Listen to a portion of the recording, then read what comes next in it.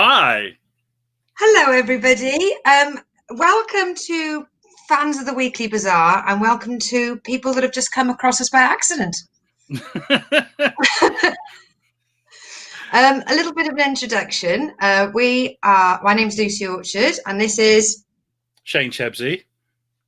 We usually have the delightful little master of podcasting that is Alex Whiteley, and he'll be killing himself that he's missed this. Well, we'll see how that turns out, shall we? So what we do each week is people send us in stories, or we find them ourselves, or believe it or not, our computers sort of just find them for us. But we find the weirdest, most wonderful news stories that are around the entire globe, and sometimes further afield than the globe, because science is one of our favourite subjects. Science with Alex. Science with Alex. There will be no Science with Alex this week, only because the cruel twist of fate that he's with his family. How dare he? We have families. We just don't like them enough to spend time with them. So please, as we discuss the stories, please feel free to get involved in the chat, and we'll be able to put your on the screen. But I feel that as it's sort of my neck of the wood, we're going to move on with story one. And the technology is really out. It's mind-blowing. This is basically science with Lucy. Right, so this is the story. Man seen on A37 with bag on head, waving at motorists. And although I am Devon, not Somerset, God bless him. So I would say it keeps him off the streets, but unfortunately, it's the exact opposite, isn't it? It's the exact opposite. So a strange sight greeted some drivers on the A37 recently who saw a man with a brown paper bag on his head waving at motorists. Baffled motorists saw the intriguing character at the weekend near the village of Farrington, Gurney. Sounds like a lovely guy I used to go to school with. The reaction on social hilarity and the sight has certainly made a lot of people smile. Amanda Hughes from Wells saw him out of the car window just after midday on Saturday, and she told Bristol Live, "I was so shocked at first, I wasn't expecting it, and I thought it was hilarious. Good for him, I wouldn't have the guts to do it myself." What was he trying to achieve, Lucy? I'm not sure. Sean, any thoughts on this? I mean, have you ever? Maybe his recent conquest. Have you ever waved at motorcycles? Yeah, have you ever waved at motorists with a bag on your head? I'm thinking perhaps his recent conquest decided that he was maybe a little bit too ugly and put a bag on his head, and it got stuck maybe, and he's just asking for help. Who knows? Or maybe that's how the Southwest do those cold sore adverts, where they always have the motorbike helmet on. He doesn't have a bike, but he does have a cold sore, so he put on the old brown paper bag. I'm wondering, maybe I'm just a bit disappointed that he didn't at least draw something on the bag to make it a little bit more interesting, like a monkey face or something like that. Viewers, please message in if I'm completely wrong, but didn't Vic and Bob do something very similar to this? I know that they had the guy with the carpet square, but I swear to God, I've got memories of something to do with a paper bag. I can't be making this up. I don't remember, actually. I don't remember Vic and Bob doing anything like that. But then again, I didn't see everything that they did. I sort of lost a little bit. I used to love the original show, The Big Night Out. Yeah. But then I sort of lost interest and stopped sort of watching them. Watched a bit of The Smell. I said that there's a bit of The Smell, as it was known. But I didn't think it was as good as Big Night Out. But the quiz show was quite good. I remember the quiz show they did. Yep. Oh, Shooting Stars. Yeah, that was fun. That was fun. And then it came back years later, and for some reason it just wasn't funny anymore. It's funny how things just have their time, isn't it? Yeah. So, I mean, they have been quite controversial in the papers regarding some of the stuff. Because I mean, obviously you've got you had George Dawes on the drums with the scores. He does know the scores. But bag on your head. What's the point of wearing a bag? I mean, I know that there's been warnings on the M5 this weekend of Extinction Rebellion. They're going to cause trouble to the bank holiday weekend traffic on the M5, etc. Is there going to be any bank holiday? I don't understand the point of waving at motorists. See, the thing is, Dan, and got gremlins. Doesn't matter if there's doesn't matter if there's a COVID or no COVID. The minute the Friday closing comes, everybody comes and brings their germs to the southwest. Oh yeah. So maybe he's a deterrent. Maybe he's one of our villagers going, tell you what, Steve, no one's going to stay in our village if they can see our idiots out on show. Now get this bag on your head and go wave. Or maybe that's just his version of a mask. Maybe he's just, he thinks he's protecting himself. Yeah, yeah. Can't afford a proper mask, so just put a bag on his head. What used to be seen as a man with a bag on his head in now 2020 times is Somerset gentleman displays an innovative face covering. I'm quite impressed. I do think though the lack of face drawing does disappoint. There should have been at least even a surprised eyebrow. At the very least, a surprised eyebrow, or or a nose, or something. Even if he's got no artistic talent, he could have done something, couldn't he? Everybody could have knocked out a shitty moustache or a little monocle. There's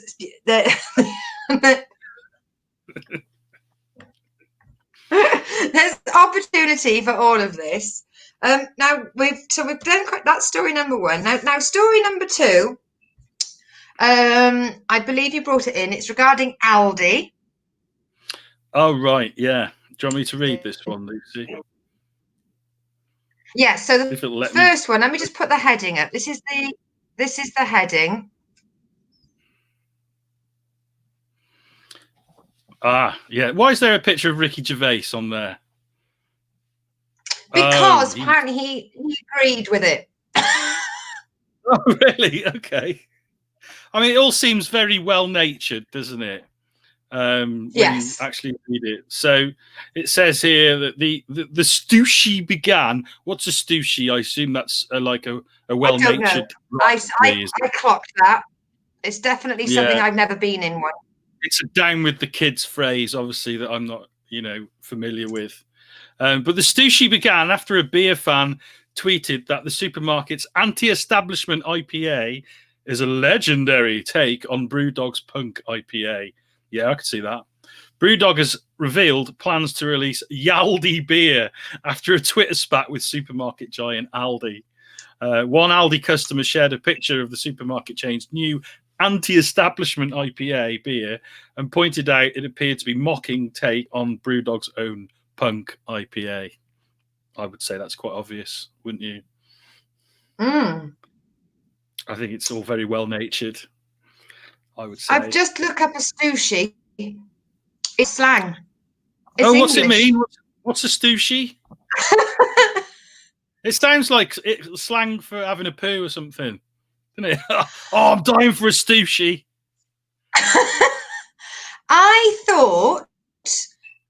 I genuinely thought that it was. I thought it was a band where it was three women that sang sort of R&B songs. Sorry, 1 second. Joe Craig is just commenting on the last story. Most of my girlfriends, I have to put a bag on their head. John, you know that's the other way around.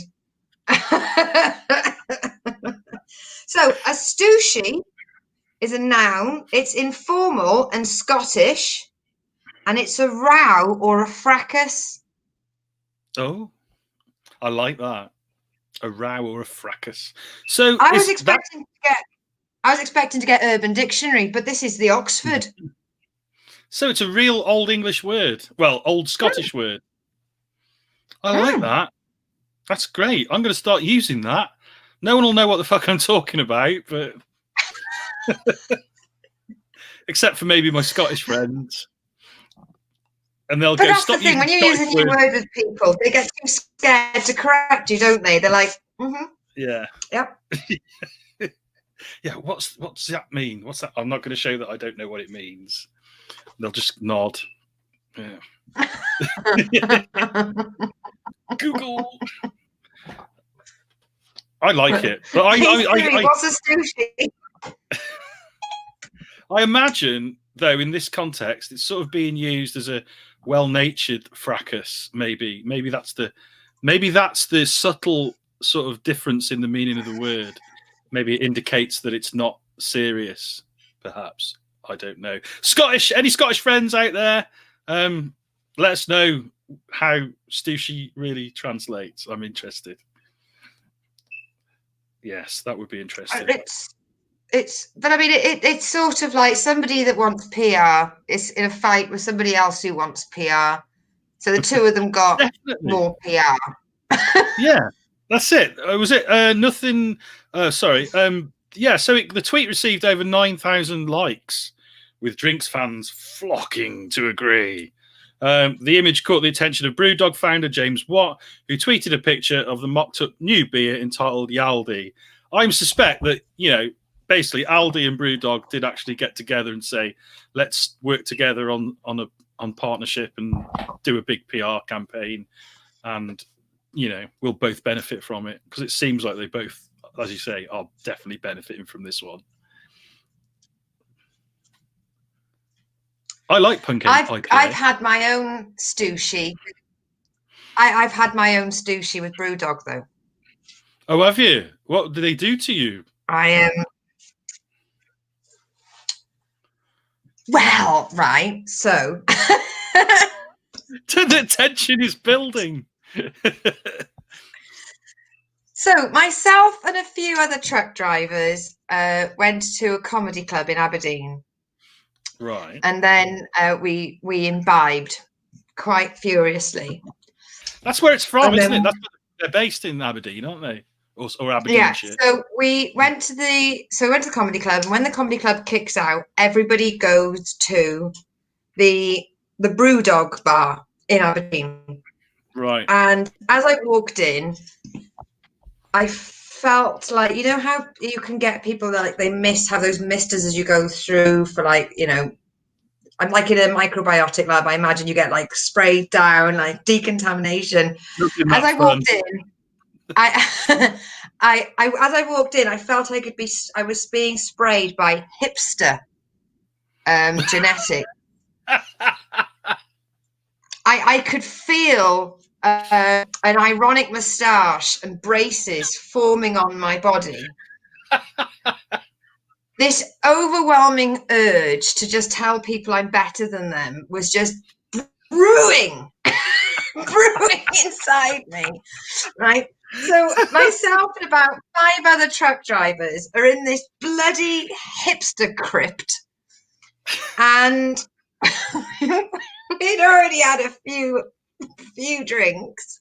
Oh dear. So I said to him, can I have a pint, please? And this woman, I think the phrase is a pit bull licking piss off a thistle. I think, is that correct? The correct term? Her face was like this. What do you want? You don't belong here. Yeah, exactly. You don't belong here. Was so fucking clear off this wench's fucking visage. So I said, well, I don't like ale. And her face was like, oh. And I said, have you got any lager? Yeah, I've got any lager. And she wouldn't even point with her finger. She pointed with a pen to this pump, like, this one. This is the lager we do. And I was like, all right, cheers, I'll have one. Thanks, darling. And we're talking to everyone and we're having a good time. And my mate's like, I'll have a Southern Comfort and Coke, please. And they're like, we don't do drinks like that. This is Brewdog. Oh, you've done this on purpose, haven't you? To wind them up. So went up to the bar and my mate was like, we'll get another round in. And I said, oh, right, I'll be back now. I'm just going to go to the loo. Do you want John drink, Lucy? And I was like, yeah, thanks. And the woman, she said, she can't have another drink. She hasn't finished her first one. And there was about 2-3 inches of pint left in my pint glass. So knobhead here, right? Picks up the pint glass and I'm just like, whoosh, next one, please, bar person. And I went to the toilet and I came back and they said, you all have to leave. And I said, why? And they went, because you're intoxicated. So I managed to get 5 truck drivers kicked out of a hipster crypt for my behaviour in fucking Aberdeen. Now, to our listeners in Aberdeen, even you know that's wrong. No, you're supposed to be an ambassador for the Southwest, Lucy. And what you've done, you know, that's it now. You've tarred the reputation of all, what are they called when they live Southwest? Southwestians? Bumpkins? Farmers? Sorry. But but that's it now. No one's ever going to be able to go in there. They hear that accent now in that bar. They go, I just thought you stuck up bitch.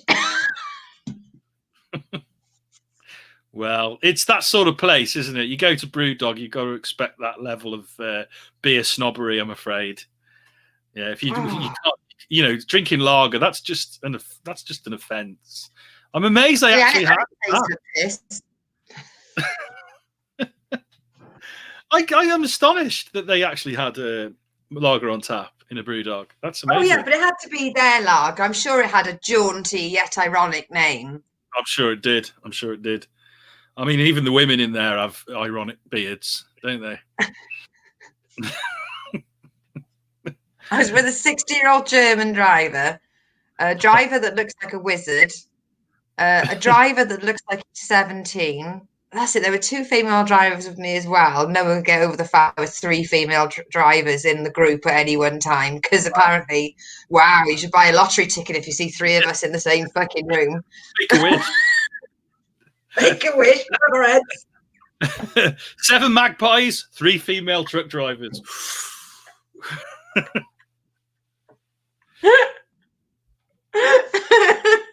So, you know, as far as I'm concerned, I'm Team Aldi on this one. Fuck you, Brewdog. Oh yeah. I haven't tasted the Aldi one, I'm afraid. I don't even know if it's been released, but yeah, we'll see, eh? Aldi beer is horrendous, I have to say. I was in, you know, when you're in one of those situations when the only beer you've got is some shit supermarket beer because that's all that's available, you know, and that happened to me on one occasion, and it was Aldi beer, and oh my god, it's bad. It is. Sorry, Aldi, but your beer is shit.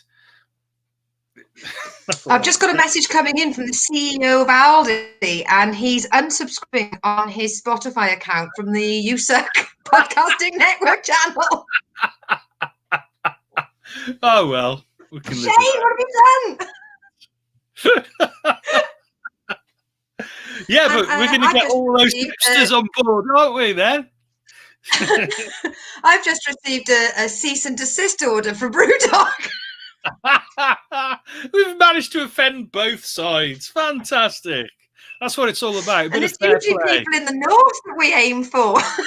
Yeah. Well, you know, you aim high.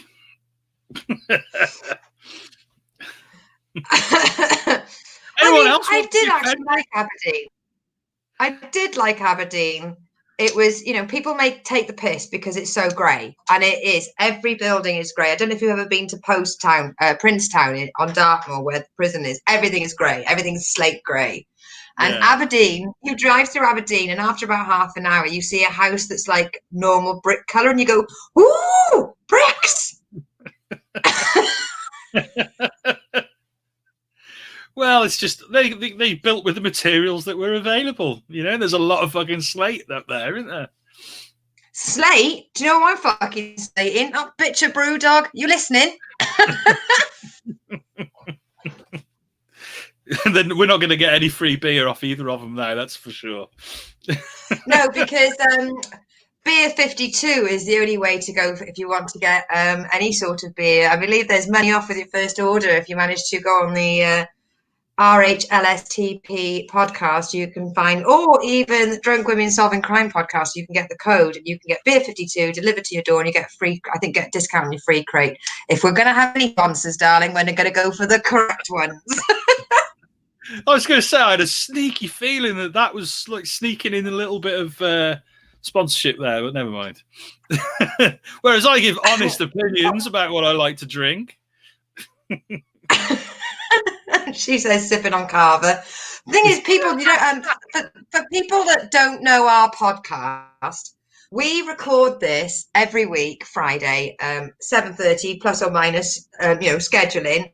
But it's our end of our week, isn't it? It's us getting together and just going, I've had a hard week, but Alex, do an ironic accent. Yeah, we are missing Alex's ironic accents, aren't we, tonight? Sometimes I'll just sit at home, just looking at like Barbados, Trinidad, Jamaica, looking for any news stories that were what's going on in the New Delhi. I want someone with a difficult accent. I want to hear him do like. We need to find a South African story or something like that. That's a pretty tricky accent to get right, isn't it? I think it was our first ever podcast we did together with that woman that had panic bought all that fruit and veg, and even though she was only from like Telford, I was like, so I went into the shops. Did the northern accent, didn't it? Sounded like everything. It was great. It's great. Alex, when you see this, mate, you're a fucking legend. I wouldn't have minded, but it got me toilet roll damp.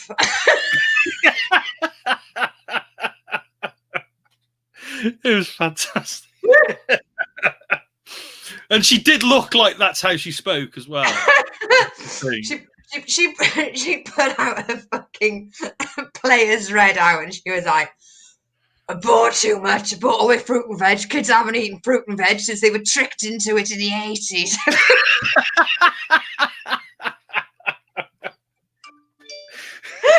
I was going to say my message, and I thought, fucking Alex is messaging us saying, leave it out, mate.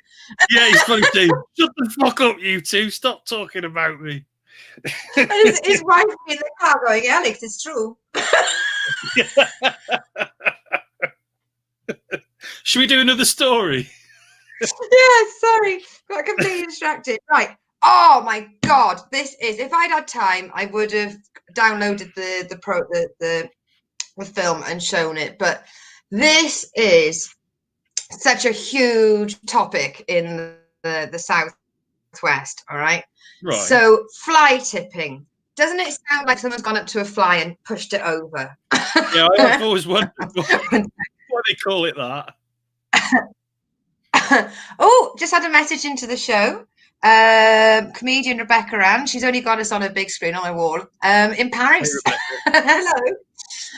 Right, so let's bring up the news story. All right, fly tipping. So a farmer had a load of tires dumped on his fields. Time after time after time again. They kept coming back. So what he did, right, is he got a fucking tipper, filled the tipper. Fact, because he found out who it was that had done it. How did he find out? Who done it, mate? Right? Was he from the south? Was he? We doing a southern accent for this? I found out who done it. You know, I found out who fucking done it. And I got tired on their fucking lawn. Those fucking cunts, they ain't going to be doing that again. But for some reason, my aunt really like, he was having a fucking giraffe. Right, so, right, just to get this, right, okay, so, it's Liverpool. Oh, hey. Oh, right, let's get in the zone. Totally different accent. Hey, they ain't going to be fucking chucking them tyres on my lawn anymore. I can't do it. We need Alex to do the accent. I know, but Alex, we forgive you. We'll just forgive them. Stop spending time with your family and come and start taking the piss about this. So, Landover Stuart Baldwin had over 400 tyres left on his land in Haydock. His property had been targeted 25 times in the past year. So, it put up CCTV. Led him to the culprit. I posted on Facebook. Does anyone know who this is? So, everyone on Facebook was just like, it's him. So, he gave him a deadline. This is what I love about it. The farmer got in touch with this guy and he said, come and get your tyres. They're on my land, which I think is far more reasonable than anyone should even think of being. And then, play that again. Hello? I lost you then. Okay. Oh, hello, sorry. Yeah, so he got in touch with the guy and he said, right, come and get these tyres. I think that's fair enough. So he put on CCTV, caught the reg, managed to work out whose vehicle it was, found the guy's address, sent him a letter and said, hey, mate. Hey, mate, come and get your tyres. Oh, that wasn't too bad, was it? I think you've left your fucking tyres on my land. And the guy declined to come at the deadline.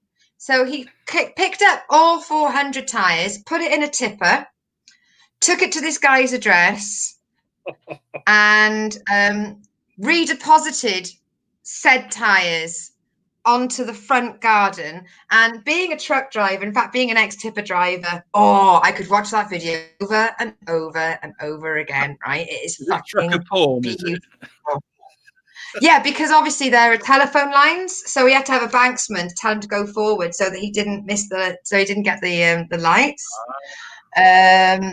Right. So John, my mate John from North, I think you're in Northampton, aren't you, John? He's put not a good year then. See, love that. Very good, very good. Shifting them made him tired out. Oh, thank you. But this is the one that gets on the screen, John. This is the comment that you're winning the award for. Did he have to tread carefully? Ooh, John, that's very good. Well done, mate. That's very good. Yeah. So it's a case of in the south, anywhere, not just the southwest, but anywhere rural where somebody has got land, fly tippers appear. Yeah, and it happens a lot around here. The devastation that can happen to farmers, for example, if there's broken glass on the land, then unfortunately the animals can eat it and they can get all sorts of internal injuries, or they can catch themselves if it's wire or scrap metal. I hate to be sort of Captain Logic here, but as a fan of the Archers, there's a huge fly tipping story on at the moment. The Archers? Wow. Is that still going? Oh, yeah. They were tipping down David Archer's at Brookfield. They were fly tipping at the Grundys as well.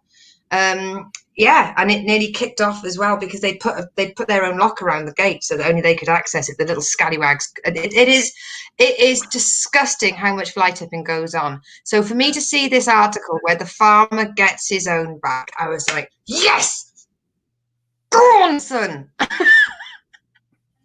Oh yeah. I mean, I'm just reading it now. Actually, it's this guy. Fair play to him. He's got his revenge, good and proper, hasn't it? And I love his comments as well. It's like, you get people like this, they're vermin. People in the community have called me a legend and a hero. Hopefully people will think twice now about dumping on our land. I think they will, mate. Fair play. Fantastic. It's unfortunate that people have had to take it into their own hands and gone all Sherlock Holmes and find it themselves, but... Yeah. He said, we wish him no harm to him or any property, hence why we will place them in his garden without causing any damage. We just want to prove a point that you can't just go around fly tipping wherever you want, as it isn't fair. I mean, it's fantastic. I mean, there's a lot of fucking tyres there. I mean, they've filled his front garden. Yeah, 400 odd tyres. I mean, yeah, that's just such poetic justice, isn't it? It's fantastic. What a legend. He is a legend, definitely. Yeah. One of our viewers has said, as a Canadian, sorry, Rebecca Ann, as a Canadian, where cow tipping is a thing, I thought, how would you tip over a fly? Although, this time of year... You've really got to go slowly. This time of year, you can, because flies are walking around because they're knackered and they're pissed because they've been sucking on too much apple juice or whatever, and they're about to die. And you can see them walking around. You can just, like, with your finger, can't you? Bit of fly tipping. The pun meister is back. He made a really big mistake. Real big mistake. He's scraping that barrel now, isn't he? He's scraping that barrel for the puns. Keep going, John. Fair play. The jokes are getting so thin you can see the thread. Oh, wow, that's very good. I like the effort. You've got to appreciate the effort. Next story, we're going on to Shane. This one's yours. We're keeping it quite local. So this one is Gloucester Live. This is about what the woman does in the supermarket. I'm just going to put it up on the screen for everybody to see. There we go. Clicked. I want to know what everyone thinks this actually looks like, you know, because when I looked at it, I didn't think Jesus. Okay, so a mum was left shocked after discovering the face of Jesus in a supermarket potato. Nikki Halkerston, 44, was unloading her weekly shop onto the kitchen counter when she was greeted by the face of Christ in a pack of £1.15 Aldi spuds. Are Aldi advertising on our show here in a very sneaky way? Do they need to include the price? She immediately called her husband over to take a look, who agreed the markings resembled the Lord's Son. I love the different ways of saying Jesus. It's great.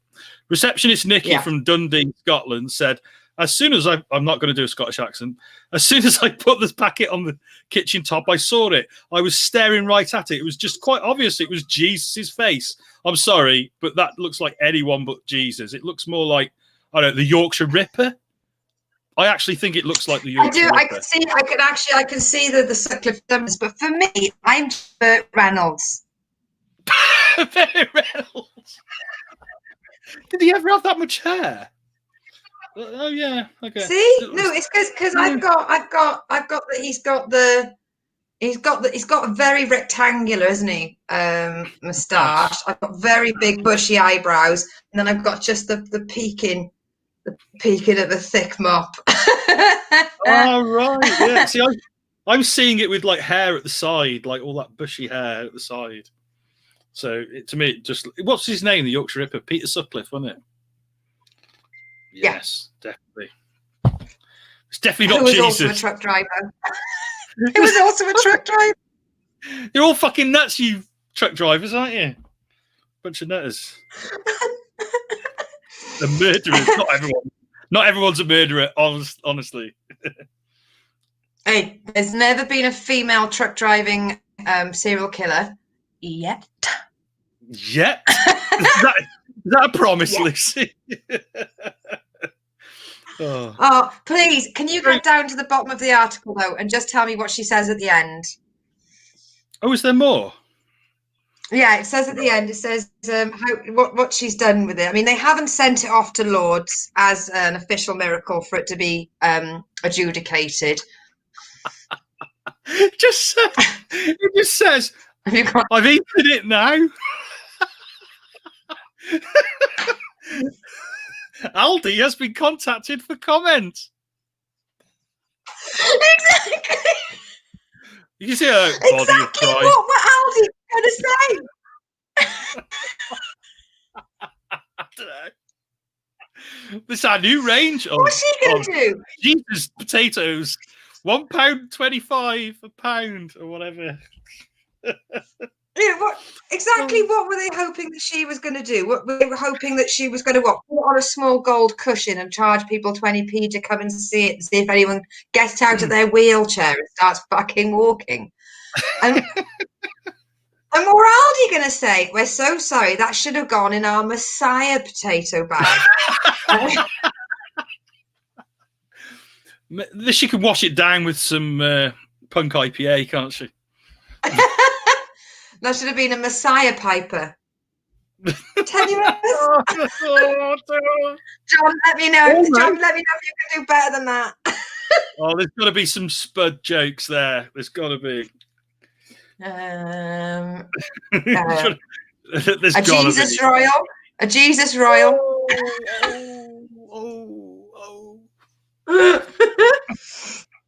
Right. Okay. Question. Number 5 now. Oh yeah, the Immaculate Mary Piper. You have to eat it, but you can't. You have to. Yeah, they managed to. She got a jack and potato out of that. Never even put it in the oven. I just want to know all the other Spuds in that bag. What other celebrities are going to be on them? Oh yeah, we've got one here. We've got one here with Salman Rushdie. Technically, there should be 12 other potatoes in that bag. Although that is a big Spud, the one with Jesus on it. Anyway, this is an absolutely ridiculous story. Right, we're going to move on to an even better ridiculous story. Now, I've read it 3 times. This story, it still makes me angry, because there's a heading, there's a few facts, but there's no. Right, let me just bring it up first of all. This is, boys and girls, ladies and gentlemen, non-binaries included, Tokyo toilets. Oh yeah. So, why Tokyo's new transparent public restrooms are a stroke of genius. Now, I don't know if they're using the word stroke because most people go in for a wang at a public toilet. They beat John to it there, didn't they, with the pun? Yeah, exactly. They're beating John to it. You do better than that one, John. Go on, John. I feel like I'm at a football. Come on, John. Okay, so at first it's hard to fathom how a public restroom with transparent walls could possibly ease toilet anxiety. But a counterintuitive design by one of Japan's most innovative architects aims just to do that. Around the world, public toilets get a foul rap, even in Japan, where restrooms have a higher standard of hygiene than the rest of the world. Residents harbour a fear that public toilets are dark, dirty, smelly, and scary. So, scrolling on, it goes to cure people's phobia. A non-profit Nippon Foundation, what? Because he's just nipping to the left. The Nippon Foundation. You can still, because whenever I nip after the news story, it's on the loo. Right. So it's the mission was to apply innovative design to make public bathrooms accessible for everyone, regardless of age and disability, with a feeling that people will feel comfortable using these toilets, and to foster a spirit of hospitality for the next person. Yes. So how do you do that? Leave a little message. So I just had a great shit. Like? You know when my head gets you have a great shit too, and I can't speak. I mean, the see-through design is a practical reason. What practical reason can you fucking think of, right? which is to allow a person to easily check inside before entering. So whether people because we're first of all, it says people want to know whether it's clean inside, and they also want to know that no one's secretly waiting inside. Yeah, okay. I did. But, and I was reading this with my mum, and the thing is, you can get those glass doors and windows where if you press a button, it'll go opaque. It goes glass, right. so see-through opaque, see-through. It's got polarization glass. So how does that work then? Because if you can press a button from the inside to unlock it and it goes opaque, if you're a weirdo hiding inside, what's to stop you making it go opaque? This is just the point, my sweet. John's on it, right? It's basically the Japan toilets, sorry, the Tokyo toilets, right? Right? They're always see-through. My idea is to press a button and make them opaque, but they're always see-through. Now, for a gentleman, you walk in with your back to the world, get out your wanger, have a wee, shake, back in the pants, and you're off again. But for a lady, it's a lot more of a vulnerable situation to put yourself into. Oh, yeah. And under no circumstances am I going to go in there, pull me crackers down and go for a wee, knowing that for a 40-mile range, I am lit up like a fucking Christmas tree whilst having a piss. Not a chance. And the thing is, it's saying the design relies on a new smart glass technology that turns the walls opaque when the door is locked. At night, they light up the parks like a beautiful lantern, according to the Nippon Foundation. So it's still going to make you nervous, isn't it? Because if it's opaque, I assume you can still see out. Is that the way it works? So you're still going to feel a bit odd, aren't you? While you're sitting there, doing your business, and you can see everyone, and you're sort of hoping that they can't see you, and you're looking for them oh, they look like they're laughing. Oh shit, they're laughing at me. The opaque technology isn't working. I wouldn't fancy it. The other thing is, I'm a young lady. Go with it, pretend, right? I'm a young lady. I'm vulnerable. Stop it. I could be, right? I'm vulnerable. I'm not handy in a fight, and I never carry a weapon. So take me out of the picture and imagine all these imaginary things. I walk into these toilets and the light changes, which tells every weirdo, like a bat signal, that someone's gone in that toilet. Yeah. And then what happens when you go out of a light area into the dark? You can't fucking see. So you're going back into the world blind. That's a good point. Yeah, because it's going to be lit up inside, but dark outside in the evening, isn't it? So, yeah. And it does take a second to adjust, for your eyes to adjust to the dark. So you're going to go out and you're going to be in a very vulnerable situation. Yeah. And someone could just jump on you. So instead of someone just hiding in one cubicle, you've made the playing field bigger. To be honest, let's face it, public toilets are never great, are they? It doesn't matter what you do with them. It's the whole idea of them. You're doing something that is private and you're very vulnerable in a public place. It's just never great. What's this? John's message in, could go tits up. But I'm thinking that somebody received a lot of money for this idea. But I'm going to poo-poo this idea and say it's shit. Yeah, absolute shite. Absolute shite. You would be going in there and coming out and taking a sushi.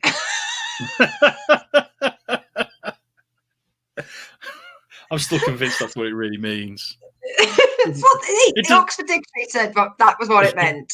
You'd have a sushi with someone if they pounced on you, wouldn't they? Anyway. Also, public toilets, it doesn't say, don't worry, it just means that you can see inside, see there's no toilet paper and carry on walking.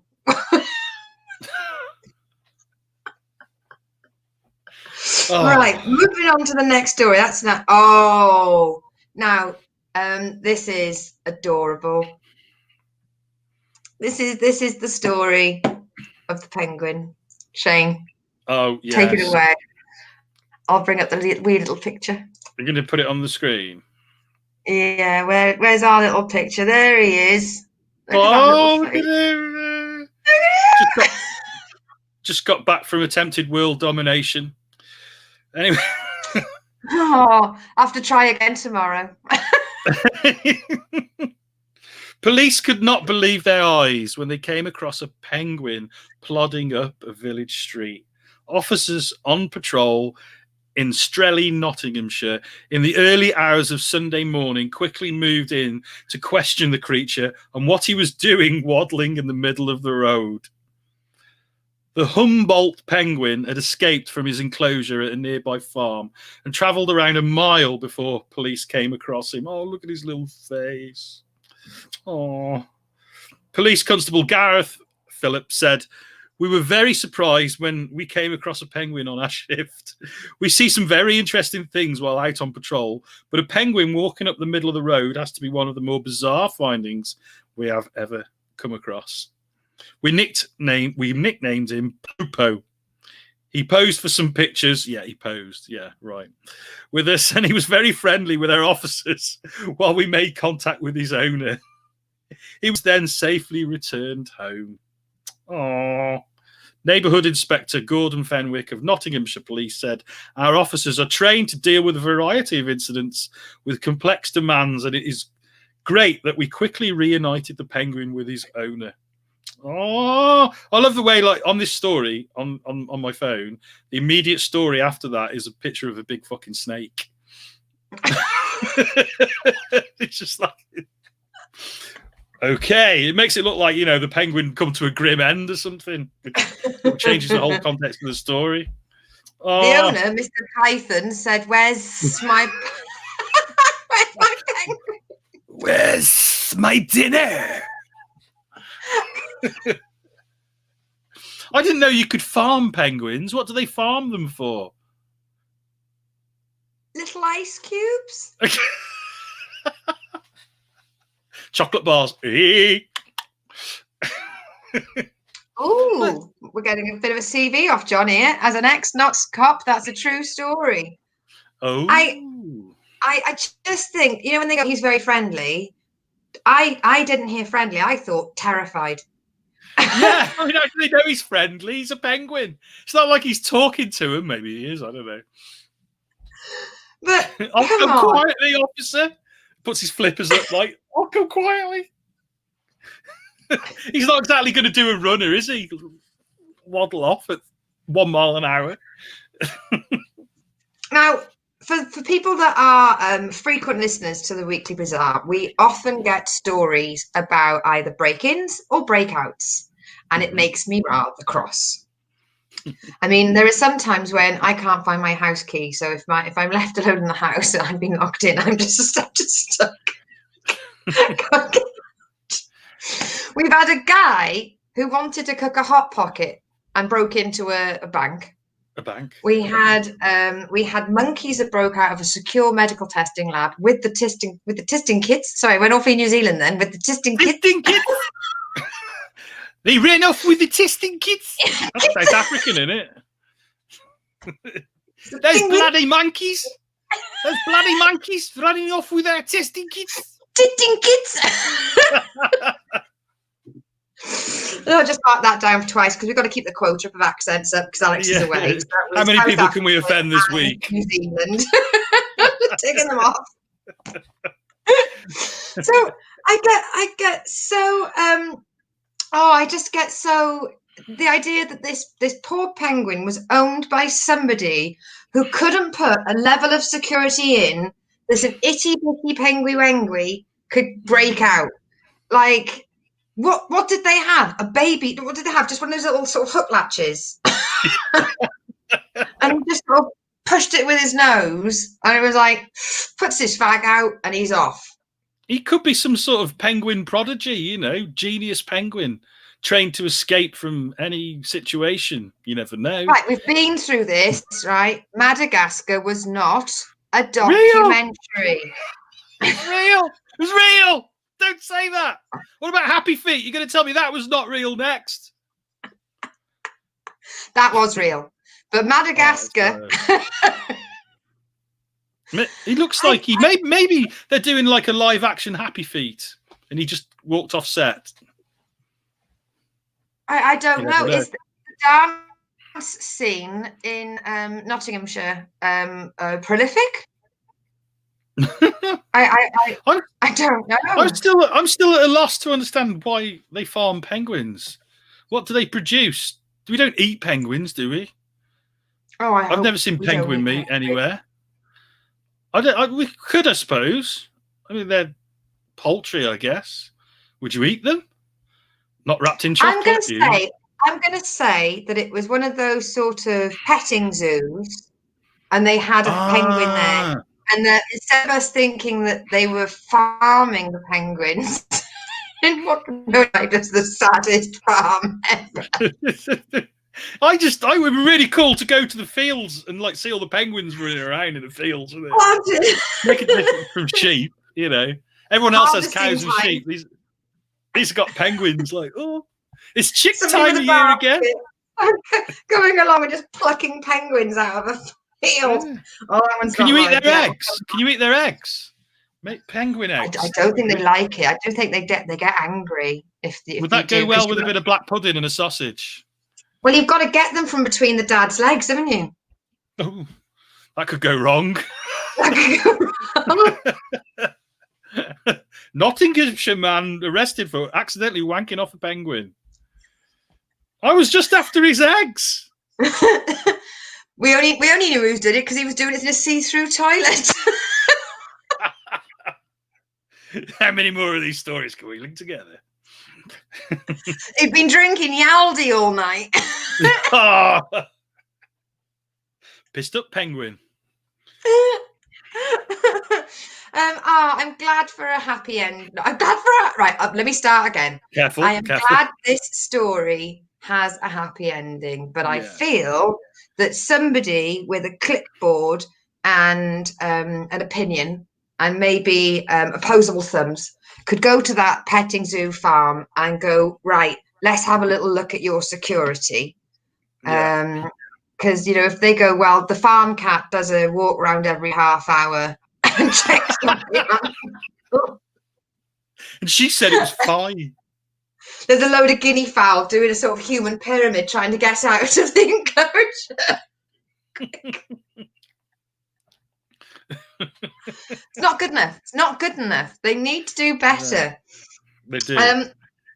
We're now that's the end of the news stories, but the new news stories. But we're going to do a little visit back to a story that we touched upon a little bit, and I absolutely adored this news story. And to see it blossom, and to see this story sort of grow in interest. It's a case of people were receiving miscellaneous packets of seeds through the post that they hadn't ordered for, hadn't purchased or ordered or shown any interest. And instead of thinking, fuck me, this could be ricin, they've gone, oh, I'll open that, plant it. See what happens. And the reason why I loved this story is because for those of you out there that are murder mystery fiends, or Arthur Conan Doyle fans, this reminded me of the 5 Pips, the short story about Sherlock Holmes, where people were receiving orange pips through the post, and it was a sort of prelim to them being killed. Yeah. And it turned out it was just the KKK, but it's okay because Sherlock fixed it. But so it goes in. Let me just bring up the picture for everybody. So it begins with people were receiving them and they were alerting Defra, and Defra was like, "Step away from the fucking seeds." But what we've got here is from the seeds. Here we've got a woman. She planted them. She was secretly hoping it was going to be marijuana, wasn't she? That's what it was. She looked like she's a bit of a stoner, definitely. 60 stoner, that is. The seeds was a journalist. Oh. Helen Minsky. Oh, Russian. The first packet arrived in... Oh, if only Alex was here to do the Russian accent. I received these seeds and I thought... Was that meant to be Russian? I don't know what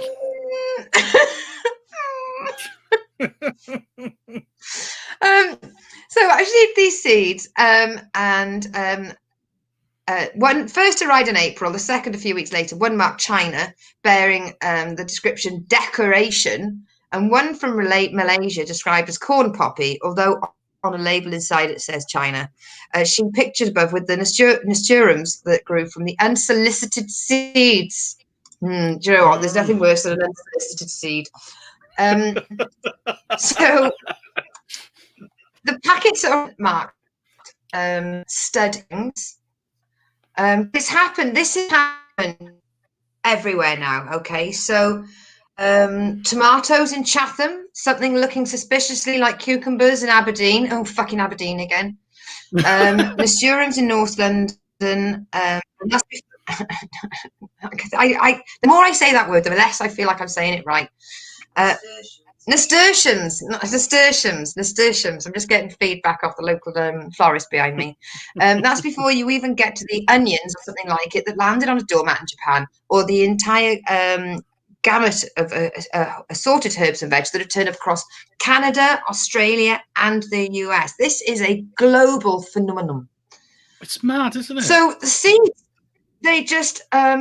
So it basically looks as though instead they've been dropped through typically in small plastic bags, sometimes unmarked, sometimes with a single label saying cucumber or another plant, contained within a white padded envelope. You know, the sort you get anthrax in.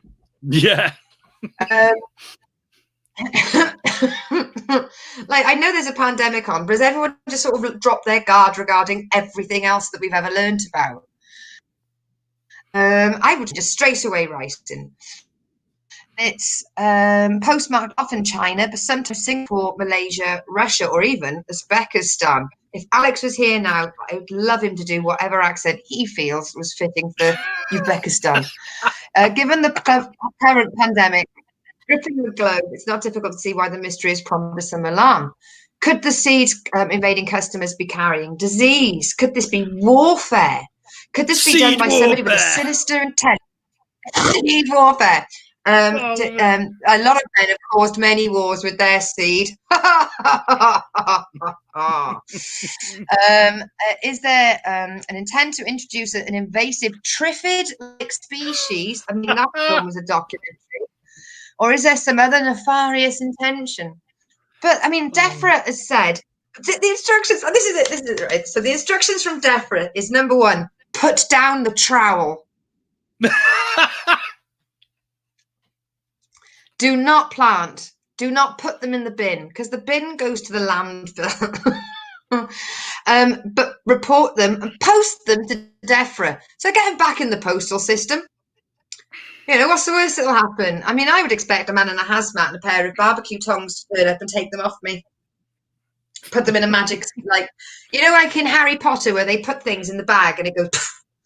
Another could always just, documentary. like, burn them, couldn't you? If you were worried, just throw them on the fire. Just burn the fucking things, you know. I suppose they could give off. PC pun has been in touch. It's just a plant.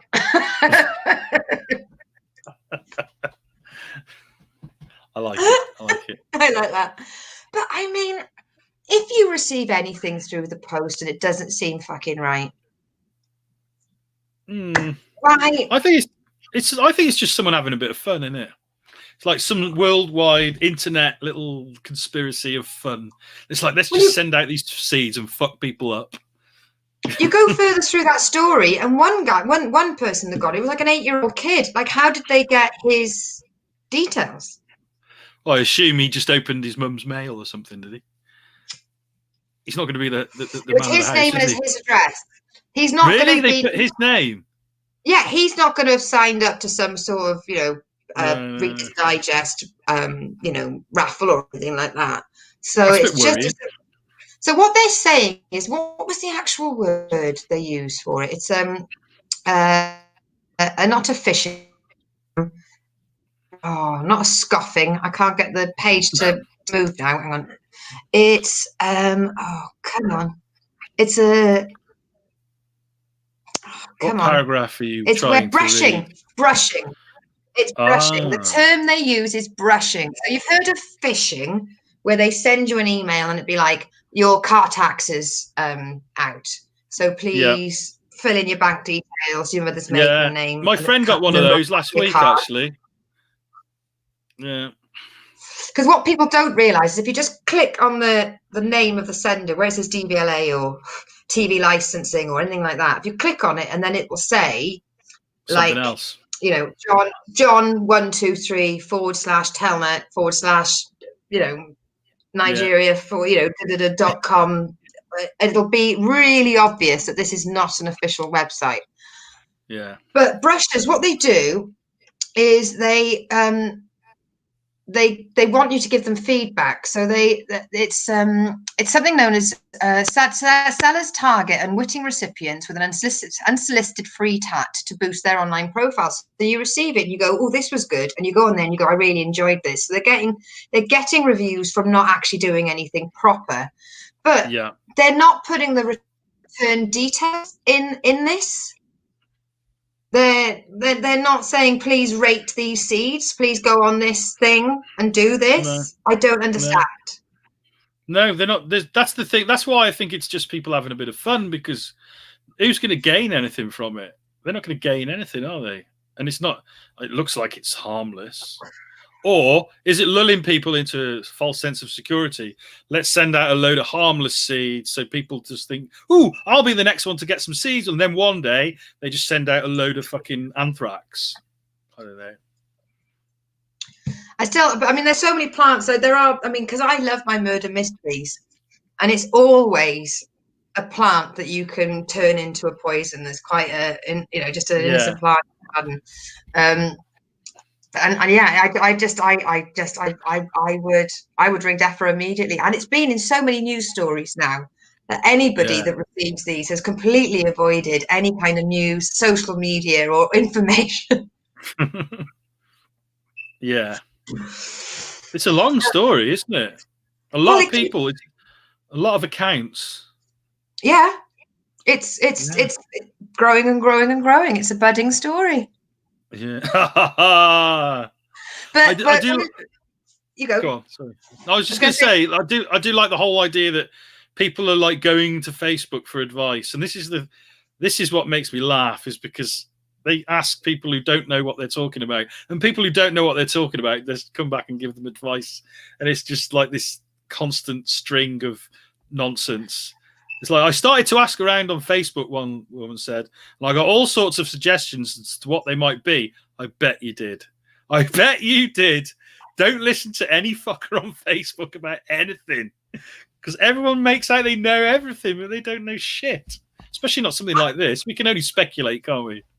I've been on one Facebook group, and I think talk about TV programs or something. And one woman was like, "What do you think of this rash?"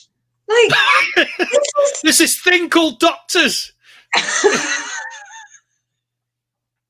hate the ones who go on there and they say, "Can you recommend like a plumber in Wales?" It's like, Google, just fucking Google it.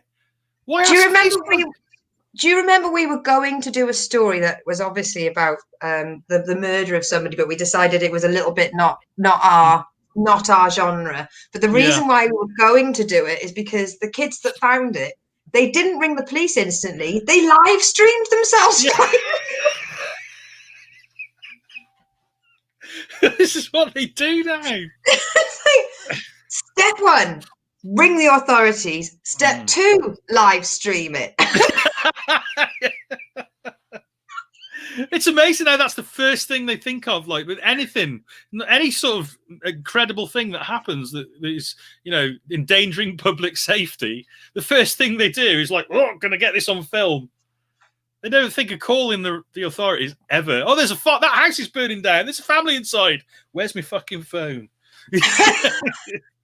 Well, actually, that story that we did last time, if they had gone on the internet, if they had said this guy is selling 1.5 liters of blessed bleach, to save me from COVID, should I, the internet would have just gone, no! Yeah, but you also know that there would have been somebody going, yeah, that sounds like... Yeah, go on. Have a go. Yeah, see what happens.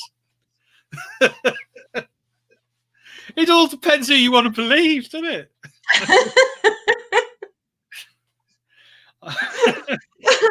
Right, we're gonna leave it there. Oh, Lucy. But we're going to just say thank you very much for everybody that got involved on the chat and involved it. Just thank you so much for everyone getting involved, and a big love to our amazing, our usual steer of the realm, Alex Whiteley. But Shane, so what have you got coming up this week? Have you got anything you'd like to mention? Anything musical occurring? Yeah, nothing particularly musical. But I have got a new podcast coming out tomorrow, which is going to be the Icecast episode 4, which is going to be an interview with 2000 AD artist David Roach. And it's a good interview as well. He talks about his new book, The Masters of British Comic Art, and lots of other stuff. We have a really good chat, actually. So I'm really looking forward to getting that one out there for people to listen to. Have a listen, guys. If you're into your comics. That's yeah, okay. I'll be giving that a listen because I am. Yeah. Oh, today I bought this. I don't know if you can see it. Ooh. Ed Brubaker and Sean Phillips's new, it's a hardback as well, book called Pulp. And it's absolutely delicious. It's beautiful. They do something to do with Stumpland. It's a page with like one panel on it. Great splash page there. Great splash page. Yeah, but it's Sean Phillips's art is just beautiful, man. It really is. He's really on form at the moment. I haven't read it yet, but I've flicked through it, and the storytelling is amazing, and I can't wait to read it. It's set in 1939, as you might have guessed from the title.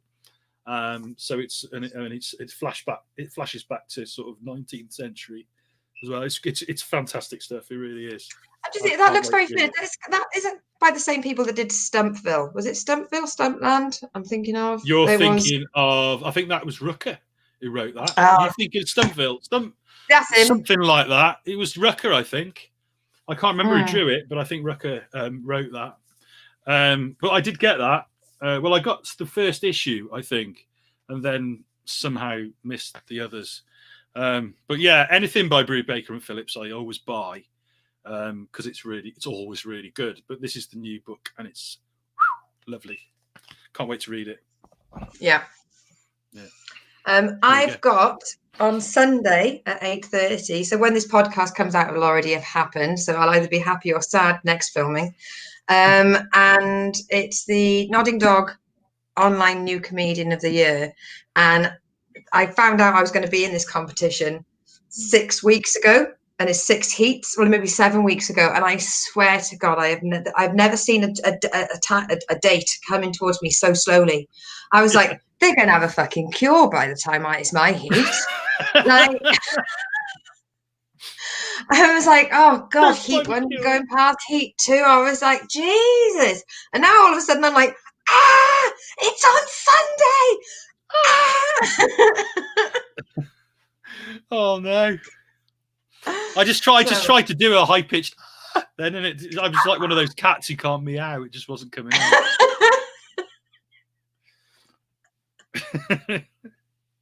Do you love that when cats do that? Penguin asking for directions in Nottingham. Don't get any off the cat. But it's funny, isn't it, when cats do that, when they try and meow and nothing comes out. I love it. They sort of just go.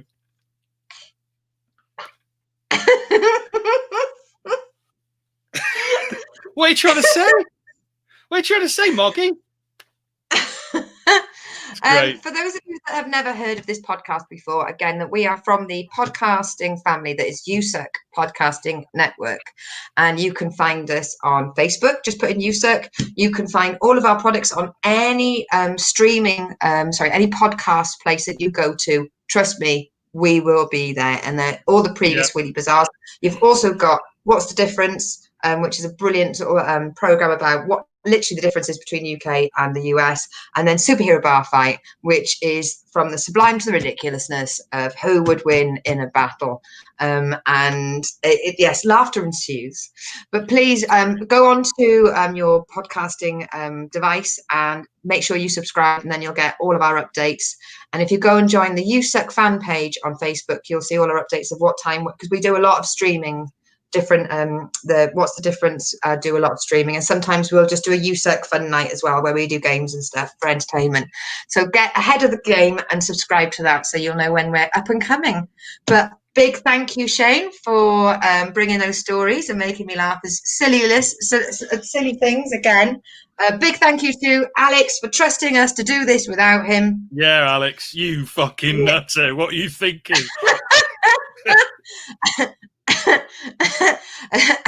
I mean, I can't even believe that he let me do it. I thought he was just going to say, "Oh, we'll just skip a week. I'm not going to let you two lunatics. Yeah, I'm not going to let you two amateurs have a go." Feel like Dad's not here. We can do anything. Bam, Willie. All we've done is take the piss out of him while he's not here. It's like, yeah, he is going to be watching this, you know. Oh yeah. And you know what? We love you, Alex. We love you, Alex. And we know you're not racist. Alex isn't racist. I want to get that T-shirt. I want to get a T-shirt with "Alex is not racist" on it. He's going to be watching this back with his missus and going, "Oh, the guys have done a really good job of it. Like, they obviously don't need me. Like, we've outgrown him." No, we really need you, Alex. We need you. We do really need you. So without no further ado, I just want to thank you all. Thank you, Shane. I've been Lucy Orchard. I've been Shane Shebsy. And this has been the Weekly Bazaar. Thanks, guys.